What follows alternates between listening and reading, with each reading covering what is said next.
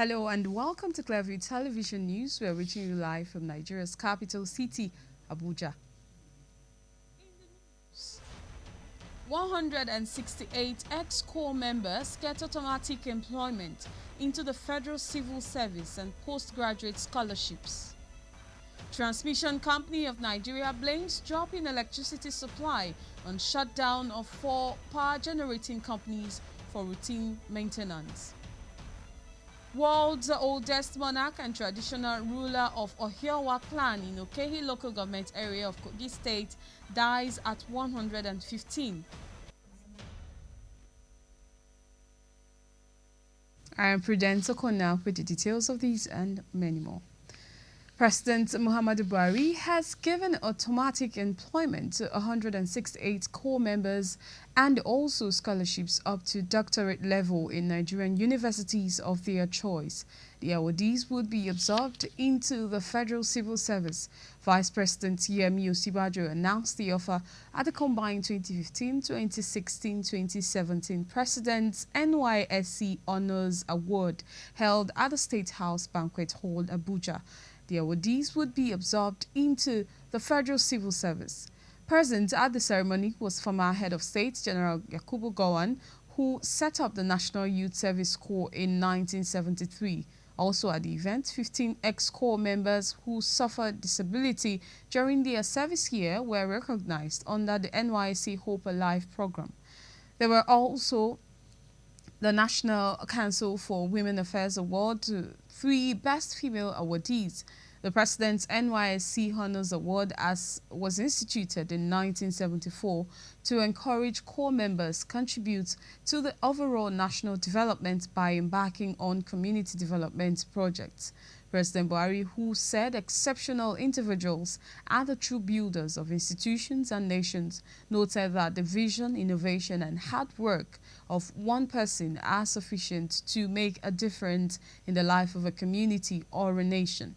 He said he was challenged by the remarkable courage of the corps members who suffered various accidents while in service and despite their harrowing experiences are still determined to engage the future with hope and confidence, a proof that they will still experience the joys of great success and fulfillment. In his address, the Minister of Youth and Sports Development, Solomon Dalong, said that nothing motivated youth more than rewards for their contributions, no matter how small it was. He said that the federal government would continue to reward hard work and devotion to duty among Nigerian youths. On his part, the outgoing Director General of NYSC, Major General Suleiman Kazari, said that the award aimed at encouraging youths to imbibe high ideals and patriotism demonstrated through selfless and dedicated service to their fatherland.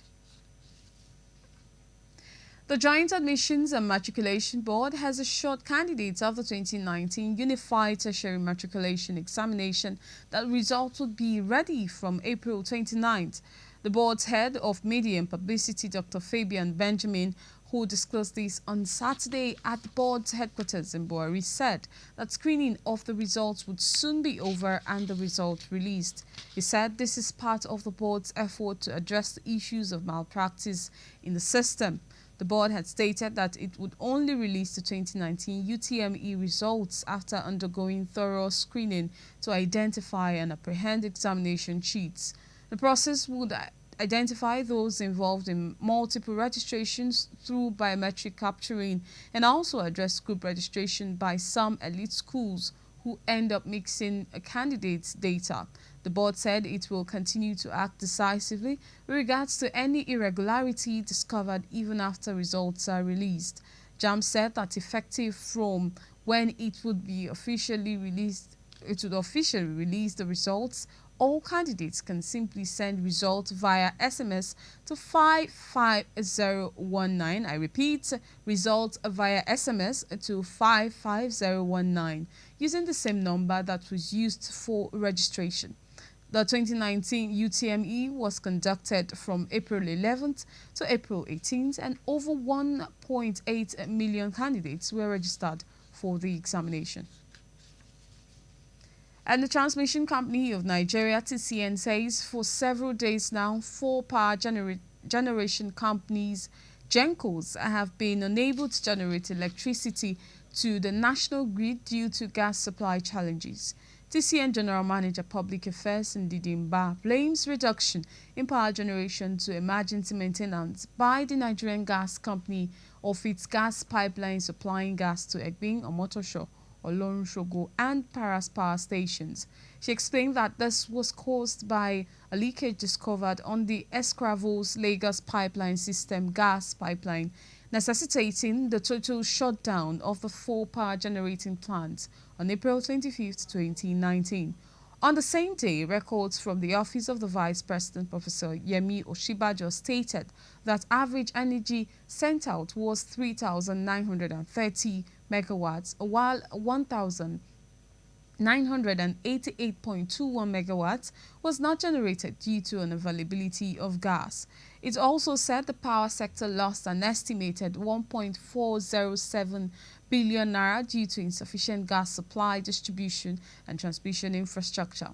In a TCN statement issued in Abuja, Mba said that prior to the incident, the National Independent Power Projects at Omotosho and Olorunshogo had already been out due to gas supply issues. According to her, the Nigerian Gas Company worked hard to repair the gas pipeline so that normal gas supply can be restored to the affected power plants.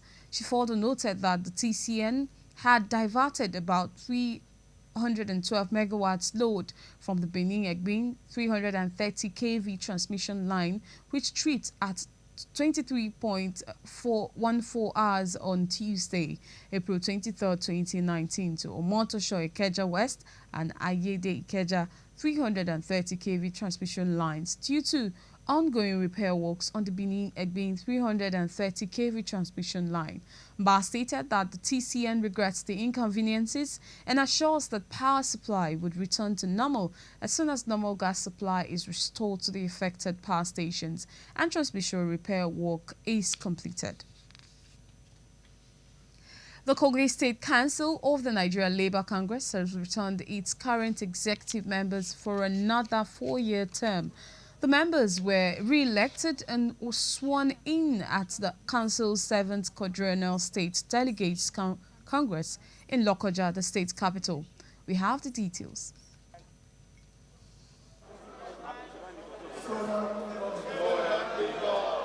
The chairman of the Electoral Committee, Ibrahim Abubakar, said the decision of the council members to retain the existing leadership was unanimous. Workforce of the state, with our situations on the ground, we don't have to allow these elections to be tension high. And all collectively, we accepted that those who are there should be returned because they know the terrain. It's better than... At the Congress was a representative of the NLC National Executive, Uche Ekwe, council members to remain focused on ensuring a better deal for workers, especially as it concerns the recently signed 30,000 naira minimum wage. Basically, the implementation of the minimum wage now moves down to states because first, the states will work on their own tables. But the most important thing is that every table has the baseline of 30,000. Be selfless and determined to defend the interests of the workers, because that's the trust that have been given unto them, to defend the weak and indefensible worker and even our working allies. The re-elected state chairman, Onu Edoka, and other elected executives promised to deliver on their mandate with a renewed push for a better deal for the state's workforce. Making sure that these workers are better off than what it used to be. And the expectation from our own side as labor leaders is that we'll continue to stand for them, we'll continue to protect their interests and welfare, and we'll continue to always be in between the gap between them and government appropriately by not betraying them or compromising at all their interests. Labor movement in Kogi State, we don't have many women. Some will be complaining about their husband, but it's not, all of us are married. Everything is based on understanding and the way you take yourself in the union. So we'll be having more of workshops, seminars, organized programs for women in the labor unions in the state. On the issue of outstanding workers' salaries and implementation of the newly approved minimum wage, the Chief of Staff to Governor Yahaya Bello, Edward Onoja, assured the state workers of government's commitment to their welfare. We have to be optimistic, and the optimism is the outstanding balance of our bailout of 30 billion is almost here. Once it comes, Labour and government will sit, advise ourselves on the best way to utilizing it for our people to be able to deal with those areas. So there's a positive news out there, there's hope. Very soon that will become history. Just recently signed, the approach would be each state will set up committees to fashion out the best modality, timings, and the ways to going about executing it. But one thing is given, it's already law, and we will not want to break the law as a state. Hundreds of members of the Kogi State NLC, union delegates and representatives of civil society were present at the Congress. Uju Onyemechalu reporting for Clearview Television. The federal government recently launched the National Water Sanitation and Hygiene, otherwise known as WASH, Action Plan and declared a state of emergency in the sector as Nigeria still ranks number 2 after India in the practice of open defecation. According to the Minister of Water Resources, Suleiman Adamu, out of 774 local government areas in Nigeria, only 10 are free from open defecation, hence the need for different stakeholders to complement each other's efforts in tackling the challenge. Anita Patrick completes the story. The understanding of the cross-cutting role of the water, sanitation and hygiene WASH sector and its impact on other sectors has made it imperative for the fostering of a strong collaborative mechanism in addressing the issue of sanitation. This is the fourth in the series of the Interministerial Dialogue on Sanitation in the development of a roadmap towards making Nigeria open defecation free by 2025, as well as roll out the partnership for expanded water sanitation and hygiene per WASH program. The Minister of Water Resources says to achieve the national target of ending open defecation, there is need to work out some action points to ensure the implementation, such as the need to accelerate the process of harmonizing sanitation policies. To achieve the national target of ending open defecation in Nigeria by 2025, we must ensure that households are mobilized to provide their sanitation facilities, and the relevant government institutions and the private sector provide sanitation facilities in public places such as schools, healthcare centers, parks and markets in order to realize total coverage and sustainable access for the populace. The Minister of Power, Works and Housing, Babatunde Fashola, and other ministers in the interministerial dialogue say the issue of wellness and illness is surrounded by water and sanitation, hence the need for a behavioral change. The biggest bequest of modern medicine to our well-being is not hospitals, it is sanitation. It's sanitation, and the pillars of sanitation are water supply and waste management. And I think my colleagues in the Ministry of Water Resources and Women Affairs have largely addressed this and environment. How do we dispose of our waste? Our natural waste, our biological waste, and all of those sanitary issues. Those are the real defining matters. These policies were as a fallout of the approved memo that was taken by the Ministry of Environment to FEG and was approved. So I think we will need to look at these existing documents and come out with something that is going to really work for us. Hygiene. So we've continued to create awareness and advocate for menstrual hygiene in schools and at basic primary levels. Again, at the National Council on Women Affairs and Social Development, you recall that we presented a memo at the 18th. Again, at the 19th, we're going to call for institutionalization of menstrual hygiene management at all levels. Other stakeholders and partners were given assurances that it was time to match words with action in ensuring that public infrastructures are provided with the needed water and toilet facilities for improved sanitation. Anita Patrick, reporting for Clearview Television. The uncertainty surrounding the present appointment of erstwhile Director General of the National Youth Service Corps, Major General S.Z. Kazare, have now been settled with the announcement of a new office for him. Kazare has been posted from NYSC to Nigerian Army Resource Center and appointed as senior resource person. In the same vein, Brigadier General C.A. Bossman from Nigerian Army Archives has been posted to Command School Services and appointed as Director Command School Services. Brigadier General E. Aganye is appointed Acting Director Veterans Affairs Department, and Brigadier General B.A. Soho is posted from Army Headquarters Department of Civil Military Affairs to Nigerian Army Language Institute and appointed as Commandant. Others affected in the postings are Brigadier General A.A. Goni from 82 Division Education to Army Headquarters Department of Civil Military Affairs and appointed Director Information. Brigadier General F.C. Onyari from Headquarters Nigerian Army Supply and Transport to Defense Headquarters and appointed as Acting Director Catering. Brigadier General S. Ibrahim from Nigerian Army University BU to National Youth Service Corps and appointed as Director General. Brigadier General S.S. Ibrahim is now appointed Registrar Nigerian Army University BU. A statement signed by the Acting Director, Army Public Relations, Colonel Sagir Musa, says the postings and appointments take immediate effect. You're watching Clearview Television News. We'll be back after this timeout. You guys are watching. You're watching. Keep watching. Clearview TV. Keep watching. If you touch that button, you'll get weak low. It's obvious that the station is clear. If you're not watching Clear TV, that means you don't get light for your area. You are missing. Damn. Keep watching Clearview TV.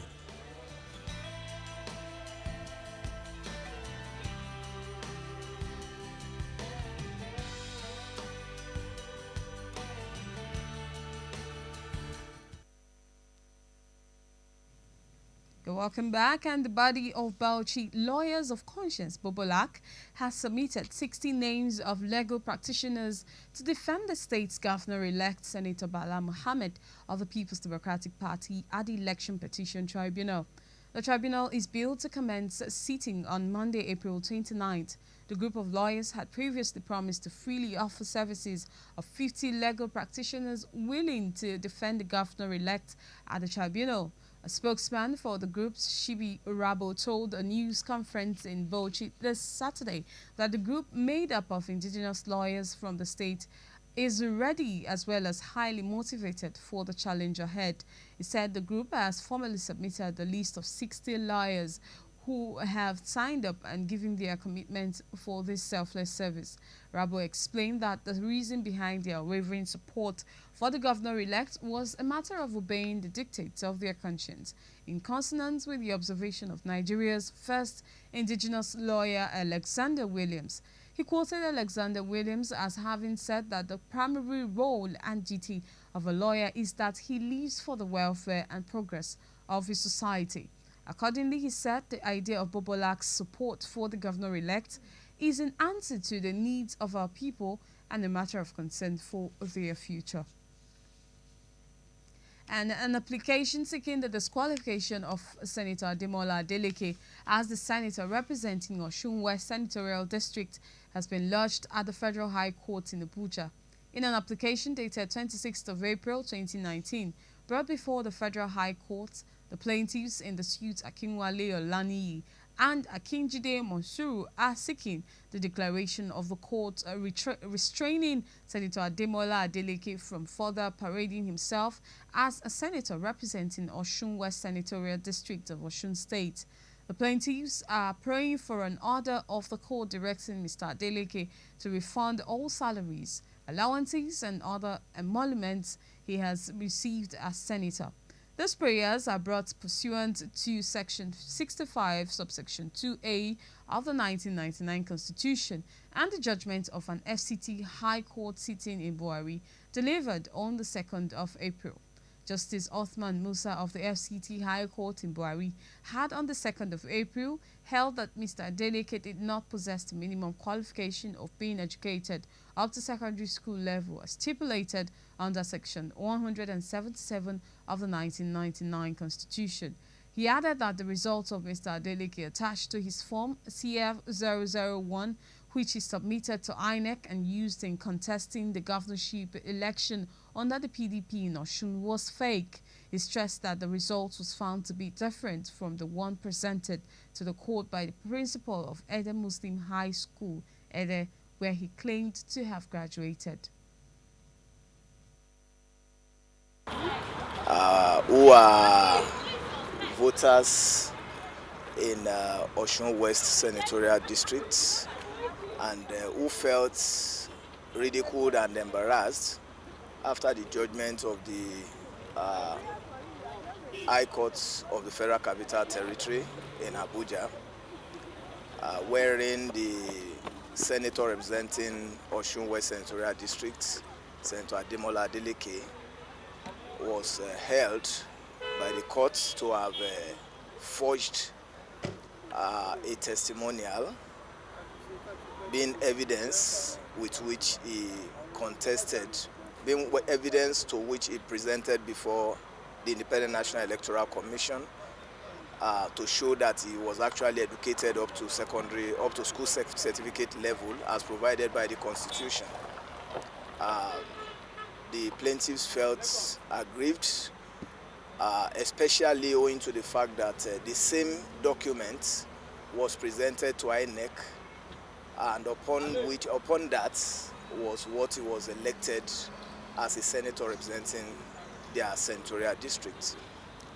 You recall that the judgment of the Abuja High Court, which we are talking about, was given in respect of the governorship election that took place in Osun State, wherein the court held that that testimonial and certificates were fake. And the court also found that Senator Ademola Adeleke never completed secondary school. So we have now come before this Federal High Court. We have brought both Senator Adeleke, the Senate of the Federal Republic of Nigeria. The plaintiffs are also seeking an order directing INEC to withdraw the certificate of return already issued to Mr. Adeleke as the elected senator representing Osun West Senatorial District. No date has been fixed for mentioning. The Kaduna State government has imposed a 24-hour curfew on Kajuru local government area. This follows reports of fresh violence in parts of the local government. Details of the violence are still sketchy, but the state government announced the imposition of the curfew. Governor Nasiru El-Rufai's spokesman Samuel Aruwan announced the curfew in a Facebook post. Kajuru and other parts of southern Kaduna have witnessed attacks and retaliatory attacks by various communities. The conflict, which usually takes ethnic and religious dimensions, has led to the death of scores of people in the past few months. And still on Kajuru, the chairman, Kaduna State Chapter of the Christian Association of Nigeria, Reverend Joseph Hayab, has urged the state government to secure communities ravaged by herdsmen in the local government area to enable victims of the attacks return to their homes. Speaking in Kaduna while receiving building materials donated to the victims of the attacks by the National Secretariat of CAN, Reverend Hayab also called on communities to evolve ways to protect themselves from attacks by bandits. He said communities must stop waiting for the police and the army to come and protect them, stressing that it is lawful for communities to secure their environment against attacks by evil people. Reverend Hayab lamented the attacks in Kajuru led to the destruction of many homes and places of worship, adding that the victims of the attacks were homeless and were in IDP camps. He said the association had mobilized churches to assist the victims with food, clothing and building materials, and that the response had been very impressive. Reverend Hayab commended the National Secretariat of CAN for being very supportive in all the crises that had rocked the southern part of Kaduna State. In his remarks, the Acting Secretary General of the National Body of CAN, Joseph Daramola, who presented 100 bundles of roofing sheets for onward delivery to the victims, observed that it is regrettable that Christians in Nigeria were most of the targets of insecurity in Nigeria. He, however, prayed that one day the attacks would become a thing of the past. And you're watching Clearview Television News. We'll be back after this timeout.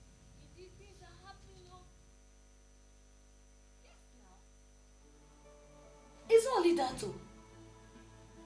Hey, Omar Bashir of Sudan has even resigned, and even Bouteflika of Algeria.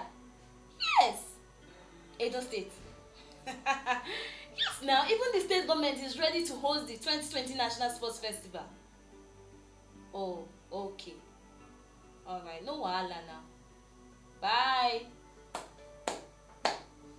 Why are you clapping? Why are you getting all this news for? Algeria, Sudan, even Edo State. Decoder, of course. The decoder? Yes. I stopped a long time ago. Why? High cost. I was paying 7,000 naira a month. It went up to 9,000 naira. And even the other one I was paying 2,000 naira. It's now 4,000 naira. Really? And what still? Whether you watch or not, your money is burning, and they even increase the rate every month. Wait, is it Night Concert that is doing all of this? Night concert? Which one is night concert? Night Concert, that is what I use. That is what I embrace. Night company. Sit down, let me explain to you. Now, Night Concert is the secret of cheap viewing. All you have to do, just get your decoder, any free-to-air decoder at all, Strongo, Visato, PowerSato, and tell the installer to track it to Night Concert for you. Wait. Is that not where Clearview TV is? Now you are talking now. So you get all your latest news from there? Wait, it's not only that oh. Entertainment oh, Hausa programs oh, sports oh, even news from the villa and plenty other things. No. I'll be back. When are you going to? To get my decoder, of course. Do you know the pleasant news? Night Concert, now our own, now we get them. We get them. How do you mean? Do you know you can watch Night Concert in over 38 countries in this world, and it's owned by the Nigerian government? The Nigerian government? Yes. And I've been burning my money on that company from Southeast Africa or Northeast Africa or somewhere. And the news is spreading like wildfire. It's switchover time for these all in one phenomenon. Number one, now we owe now. I mean, it's Nigeria Communication Satellite, Night Concert. 2, it is viewed in about 38 countries. And 3, no subscription. Just buy the free-to-air decoder. I repeat, you don't pay subscription. Enough of the ripoff. Be part of this, and you have access to Clearview Television, 24 hours, 7 days.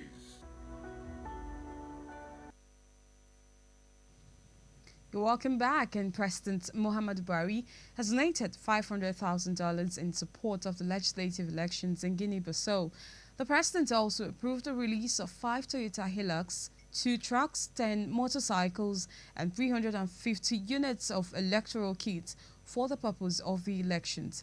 A statement from the presidency said President Buhari made the donations in response to an urgent request by Guinea-Bissau to support the electoral process in the small West African country. Also in his capacity as chairman of ECOWAS Authority of Heads of State, President Muhammadu Buhari has directed the Minister of Foreign Affairs, Geoffrey Oyama, to undertake an urgent mission as his special envoy to Guinea-Bissau in company with the ECOWAS Commission President, Jean-Claude Bro. The statement signed by the President's Senior Special Assistant on Media and Publicity, Garba Shehu, added that Oyama was given another task to undertake a mission to Cotonou, Benin Republic, to deliver a personal message to the President, Patrice Talon. It explained that the mission to Benin Republic is in the context of the brewing political crisis ahead of the Sunday, April 28, 2019 legislative elections in the country. And the government of Saudi Arabia has expressed readiness to sign a memorandum of understanding with Nigeria to revamp Nigerian oil refineries and construct a new one. Saudi Arabia had expressed its intention to also invest in liquefied natural gas in Nigeria, as well as product supply trading in crude and refined products. The kingdom also restated its willingness to establish an independent refinery in the country, as Saudi considers Nigeria as the best hub to reach other African countries. The Saudi Minister of Energy, Industry and Mineral Resources, Khalid Al-Falih, says his country is ready to assist in developing the selected infrastructure in Nigeria's oil sector. Nigeria's Federal Ministry of Petroleum Resources said in a statement in Abuja that the Saudi minister made this known during a high-level bilateral meeting with Nigeria's Minister of State for Petroleum Resources, Dr. Ibe Kachuku, in Riyadh. The ministry stated that the early draft of the MOU that would solidify the new oil and gas development partnership between the two countries would be ready in the first week of May 2019. It said governors of the two countries in the Organization of Oil Exporting Countries, Adib Al-Amar of Saudi Arabia and Omar Farouk of Nigeria, have been nominated to fast-track the process for its official endorsements and signing. According to the statement, the agreement will in principle open the doors for Nigeria to potentially benefit from Saudi Arabia and Saudi Aramco's recent aggressive oil sector investments across the globe. Kachuku expressed expectation that the signing of the MOU would further cement the cordial relationship between both countries, noting that the two lead persons for drafting the MOU are seasoned OPEC governors with the highest levels of competence. This came as the Nigerian National Petroleum Corporation on Friday described as untrue insinuations that plans are afoot to relocate its gas marketing subsidiary, Nigerian Gas Marketing Company Limited, from Warri to Abuja. The National Oil Company also stated that the purported plans to spend 120 million naira as yearly rent and another 294 million naira to relocate NGMC to Abuja were false and should be discountenanced by members of the public. NNPC's Group General Manager, Group Public Affairs Division, Ndu Ugamadu, said that clarification became necessary to correct a misleading report by a group in the social media on the purported relocation and allocation of the huge sums of money for that purpose. And the Commonwealth of Nations has renewed its commitment to improving the lives and prospects of Commonwealth citizens across the world through interventions in member states.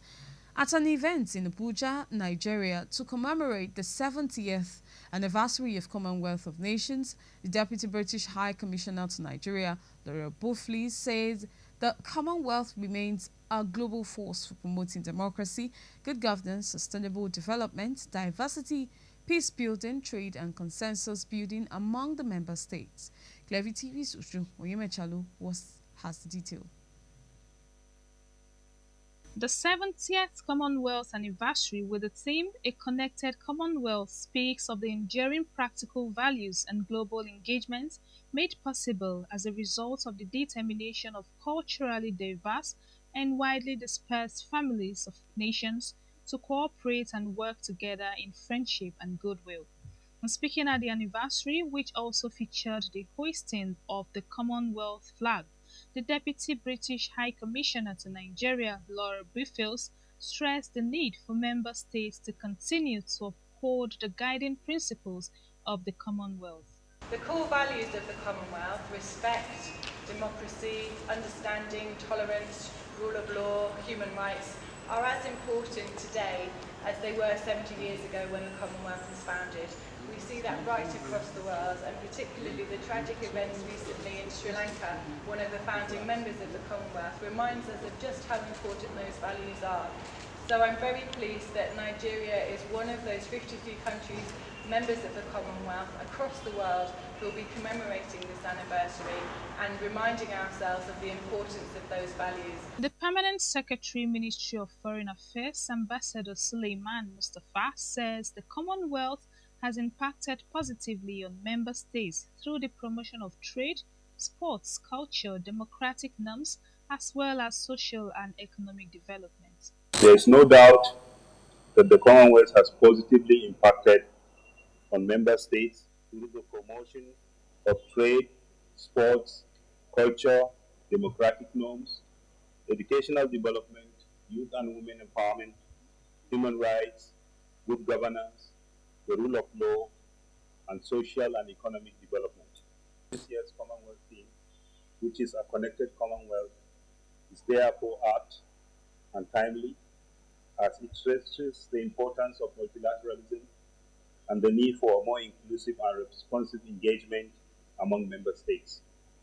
Nigeria has no doubt whatsoever that the aggregation of our collective efforts as members will help overcome shared and common threats, thereby leading to shared opportunities. The Commonwealth is a political association of 53 member states, most of which are former territories of the British Empire. It was formed in 1949 when 8 countries, Australia, Canada, Ceylon, India, New Zealand, Pakistan, South Africa, and the United Kingdom, signed the Declaration of London after a 6-day conference. Nigeria formally joined the Commonwealth in 1960, shortly after independence. Uju Oyemechalo reporting for Clearview Television.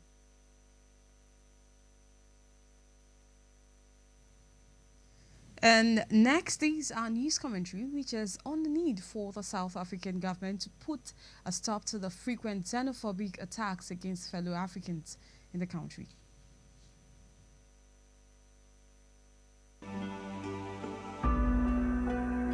This is not the best time for Nigerians in South Africa, following consistent attacks by citizens of the host country.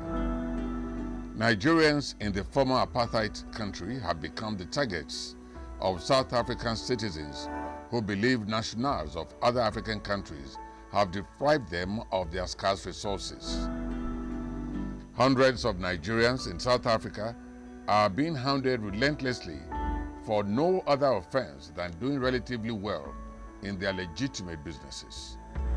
Although other nationals of African extraction also grapple with xenophobic attacks in the country, obviously Nigerians are the worst hit and at the receiving end of regular xenophobic attacks in South Africa.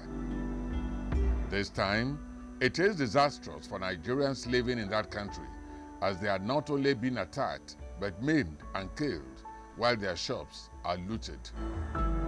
The South African citizens blame the hard-working Nigerians for their socio-economic ills and hardship, including poverty, unemployment, poor service delivery, lack of business space and opportunities, crime, prostitution, and drug.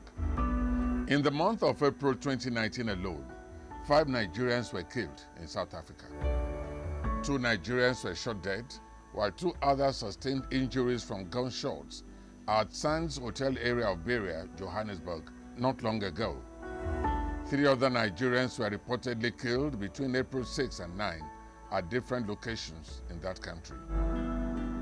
On March 24, 2019, in Durban, KwaZulu-Natal, and Mpumalanga provinces, hundreds of Nigerians were attacked by the South Africans in a distasteful manner on a clear xenophobic tendency, hacking and setting them ablaze. This has become a trend in the last 1 decade.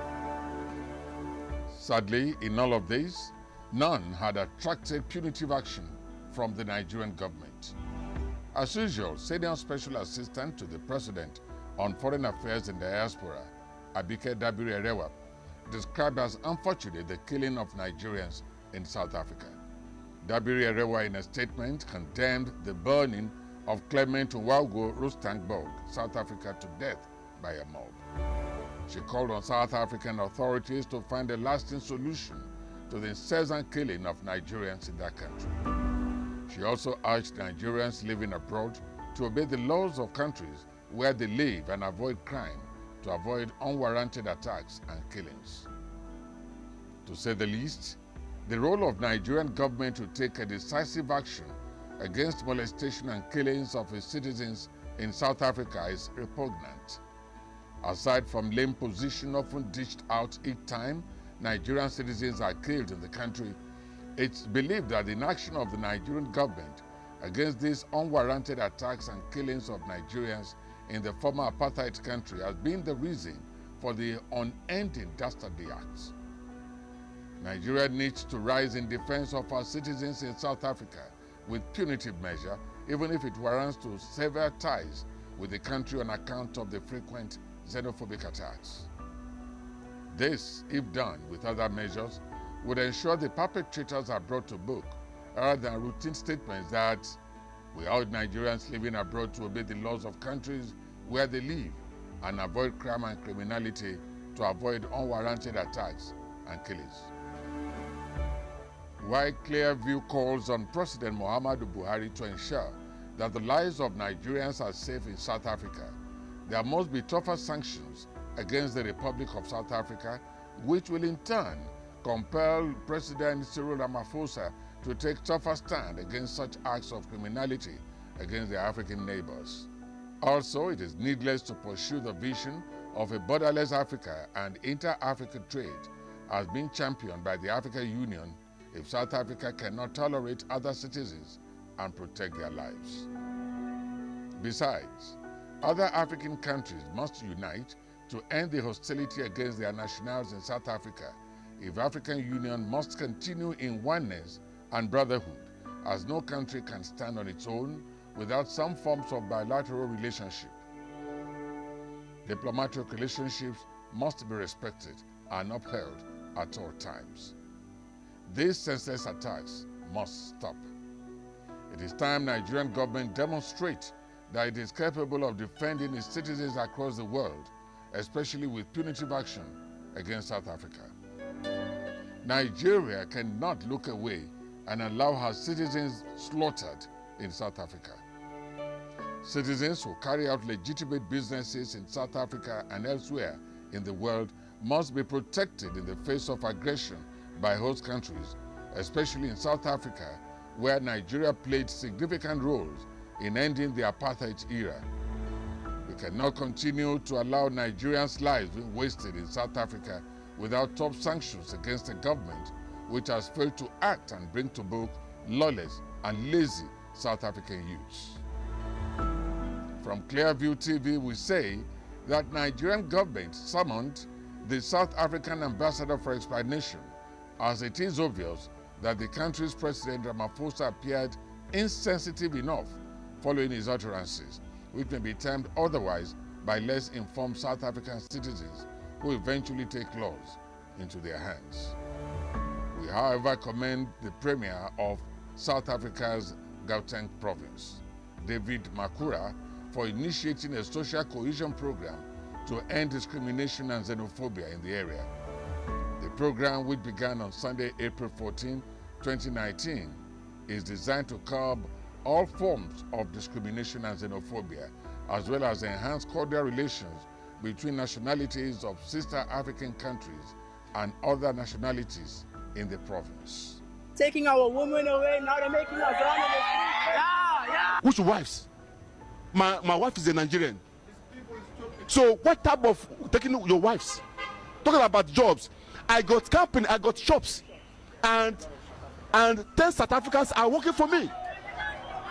So they should be very, very happy that I'm here. Clearview TV says on xenophobia, time for Nigeria to take action is now.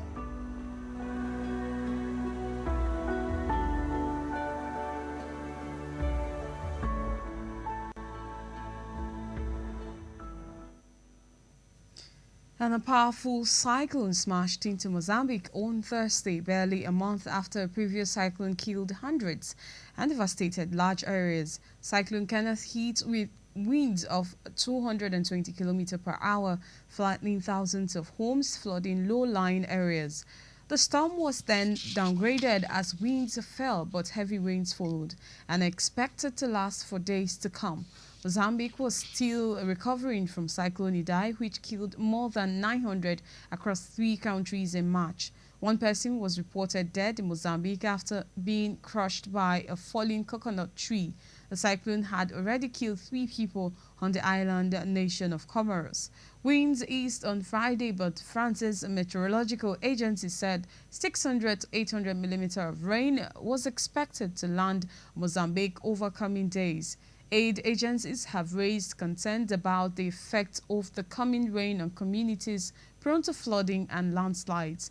The level of rainfall expected is nearly double the 10-day accumulated rainfall that caused devastating flooding in the port city of Beira, further south during Cyclone Idai. The UN's World Food Programme said it was working on an emergency preparedness plan with the Mozambican government and other humanitarian groups. Mozambique's National Institute of Disaster Management said 30,000 people had been evacuated from affected areas, and reports from northern Mozambique said many homes had collapsed and the provincial capital of Pemba had lost its power supply. And you're watching Clearview Television News. We'll be back after with some sports stories with Tolu Guntimei as we go off Facebook. But transmission continues on our other platforms.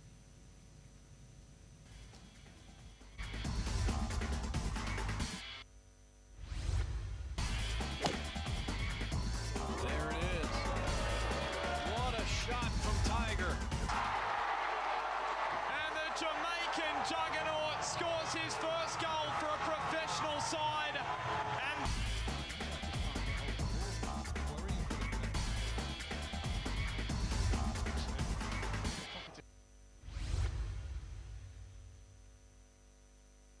hello and welcome to the sporting segment of Clearview TV News. I'm Oguntimehin Tolulope Oguntimehin. The second vice president of Nigeria Football Federation, Shehu Diko, has stated that Nigeria is not really interested in the outcome of whatever decision taken by the CAF over report alleging that Guinea used some players who are over the required age at the ongoing African Under-17 tournament in Tanzania. Shehu Diko said the target is to qualify for the World Cup, which the team has done. Any other thing is secondary. Though they have the first vice president of the federation as member of CAF Youth Committee, and he will definitely be pushing Nigeria's case on the issue. CAF Youth Committee to decide that. Unfortunately, Barsashe Akinyomi, who is our chairman Youth Committee, is also a member of the CAF Youth Committee. So maybe if the matter comes up, we have somebody that will represent our case properly, because he's a member of the committees and he knows the rules. He's a lawyer, he knows everything.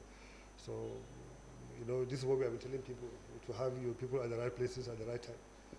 So people are working round the clock to make sure everything crashed, so that nobody is there. But at the end of the day, if you have your people there, and we are sure if this matter comes up, Basashe Akinyomi will put the right reason for Nigeria. But, it's not, to me, it's not to be trying to plan to survive on somebody's misfortune.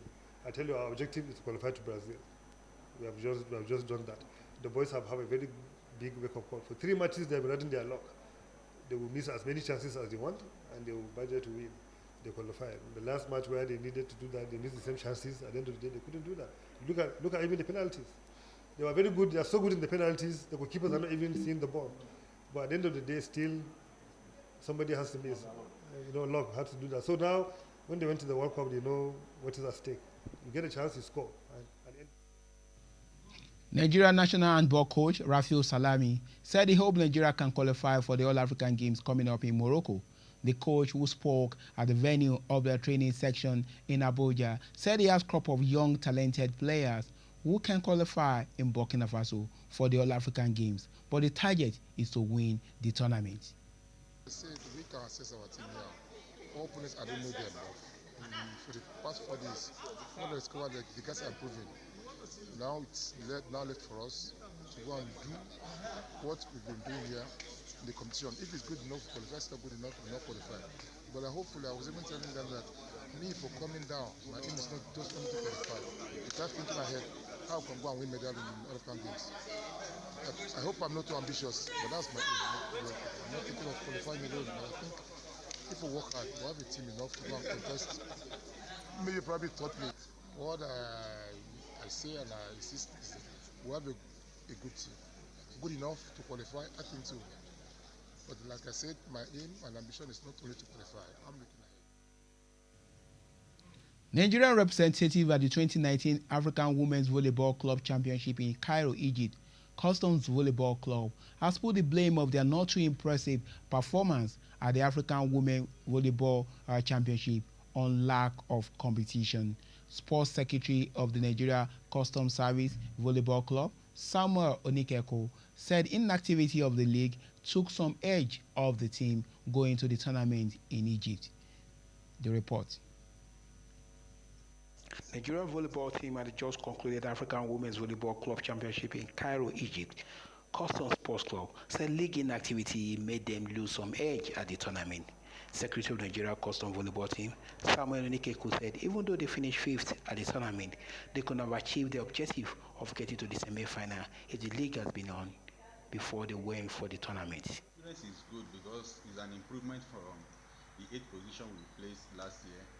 We were able to get to the quarterfinals, and what we discovered that playing against those Arab teams, all of them brought two professionals from Europe, because in the African Club Championship you have the opportunity of bringing professionals. So Ali, Carthage of Tunisia, GSP of Algeria, all of them, Shams of Egypt, all of them came with professionals. They had professionals playing with them, and that is what counted advantage for them. He also went further to say the Northern African clubs also take advantage of the laws to fill some foreign-based players could help them at the tournament. So, but the issue has got to do with the federation. The league is supposed to start before we do international competitions. We've run 2 international competitions without the league. No matter the long period of camping, competitions will be what we use to adjudge our preparations. But most of the time, our preparations are always in the competition level, time proper. So, if the league starts on time, it will help the team to do well. But Nigeria Custom hope to be better at the next African Club Championship. And that's the size of the sports package from the sporting segment of Clearview TV News. I'm Oguntimeyin Tolulokpo Oguntimeyin.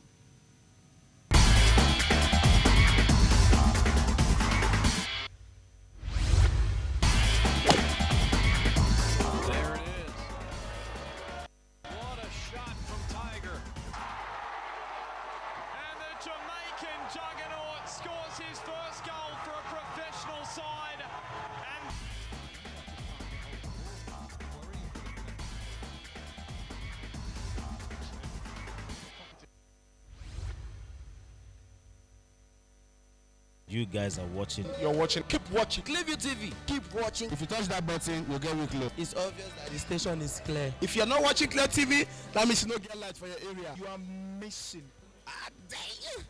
Keep watching Clearview TV.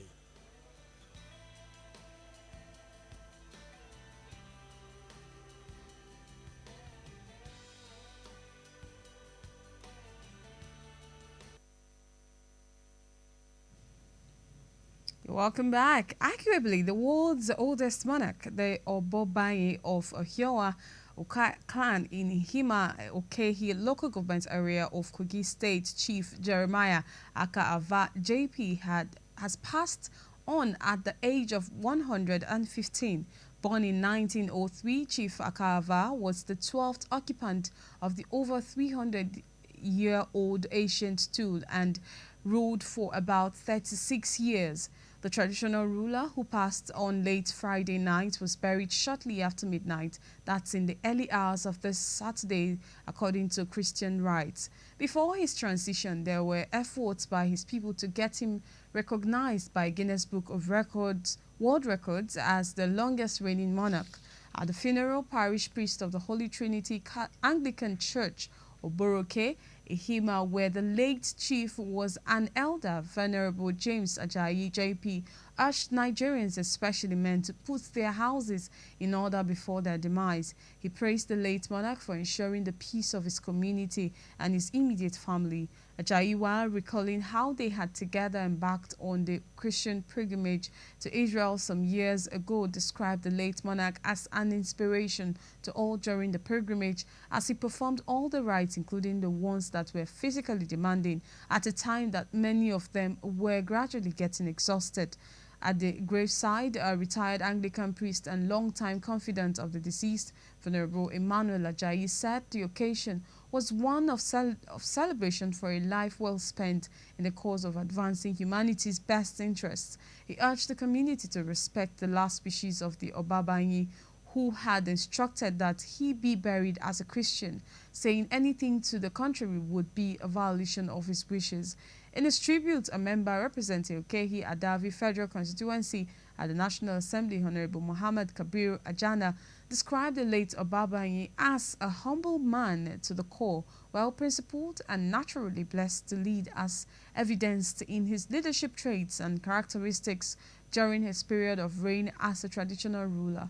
On his part, the member representing Okehi constituency in the State Assembly, Honorable Kekere Sani, said Ehima and indeed Ebira land have lost a rare royal gem of unparalleled wisdom, peace and diligence.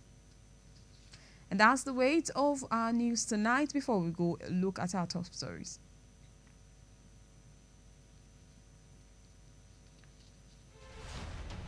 President Muhammadu Buhari has approved automatic employment of 168 ex-corps members into the Federal Civil Service and postgraduate scholarships as a reward for their exceptional hard work, selfless sacrifice and patriotism. Transmission Company of Nigeria (TCN) has blamed the sudden drop in electricity supply and the shutdown of 4 power generating companies for routine maintenance. And the world's oldest monarch and traditional ruler of Ohiowa clan in Okehi local government area of Kogi State has died at the age of 115.